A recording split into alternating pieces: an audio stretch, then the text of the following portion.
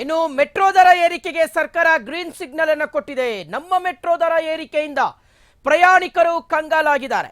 Metro ದರ ಏರಿಕೆ ಮಾಡಿ ಶಾಕ್ ಕೊಟ್ಟಿರುವಂತದ್ದು BMRCL. ಮೆಟ್ರೋ ದರ ಏರಿಕೆಗೆ ಸರ್ಕಾರ ಗ್ರೀನ್ ಸಿಗ್ನಲ್ ಅನ್ನು ಕೊಟ್ಟಿದೆ. BMRCL ನ ಪ್ರಸ್ತಾವನೆಗೆ ರಾಜ್ಯ ಸರ್ಕಾರ ಒಪ್ಪಿಗೆಯನ್ನ ಕೊಟ್ಟಿದೆ. ನಮ್ಮ ಮೆಟ್ರೋ ದರ ಏರಿಕೆಯಿಂದ ಪ್ರಯಾಣಿಕರು ಕಂಗಾಲಾಗಿದ್ದಾರೆ. ಮೆಟ್ರೋ ದರ ಏರಿಕೆಯ ಪ್ರಸ್ತಾವನೆಯನ್ನ ರಾಜ್ಯ ಸರ್ಕಾರದ ಮುಂದೆ ಇಟ್ಟಿದ್ರು BMRCL. ಈಗ ದರದಲ್ಲಿ 5% ಏರಿಕೆಗೆ ರಾಜ್ಯ ಸರ್ಕಾರ ಸಮ್ಮತಿಯನ್ನು ಸೂಚಿಸಿದೆ. ಪರಿಷ್ಕೃತ ದರ ಫೆಬ್ರವರಿ 9ರಿಂದ ಜಾರಿ ಆಗ್ತಾ ಇದೆ. 1 ವರ್ಷದ ಅಂತರದಲ್ಲಿ ಇದು 2ನೇ ಸಲ ದರವನ್ನು ಏರಿಕೆ ಮಾಡ್ತಾ ಇರ್ತಕ್ಕಂಥದ್ದು.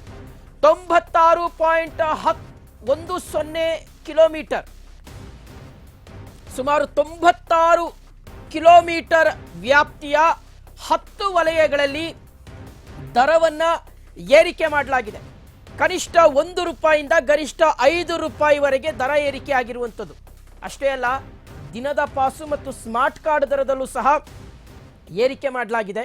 ಸ್ಮಾರ್ಟ್ ಕಾರ್ಡ್ಗೆ 300ರಿಂದ 313 ರೂಪಾಯಿಗೆ ಏರಿಕೆಯಾಗಿದೆ. 3 ದಿನದ ಸ್ಮಾರ್ಟ್ ಕಾರ್ಡ್ಗೆ 600ರಿಂದ 628 ರೂಪಾಯಿಗೆ ಏರಿಕೆಯಾಗಿದೆ. ವೀಕ್ಷಕರೇ, 5% ಏರಿಕೆ ಮಾಡಿರುವಂಥದ್ದು BMRCL. ಉದಾಹರಣೆಗೆ ಬೈಯಪ್ಪನಹಳ್ಳಿಯಿಂದ ನೀವು ಮಲ್ಲೇಶ್ವರ ಸಂಪಿಗೆ ರೋಡ್ಗೆ ಬರಬೇಕು ಅಂದರೆ 60 ರೂಪಾಯಿ ಇತ್ತು. ಬೈಯಪ್ಪನಹಳ್ಳಿಯಿಂದ ಮಲ್ಲೇಶ್ವರದ ಸಂಪಿಗೆ ರೋಡ್ ಮೆಟ್ರೋ ನಿಲ್ದಾಣಕ್ಕೆ ಬರಬೇಕಂದ್ರೆ 60 ರೂಪಾಯಿ ಇತ್ತು. 5% ಹೈಕ್ ಆದರೆ 63 ರೂಪಾಯಿ ಆಗುತ್ತೆ. 63 ರೂಪಾಯಿ.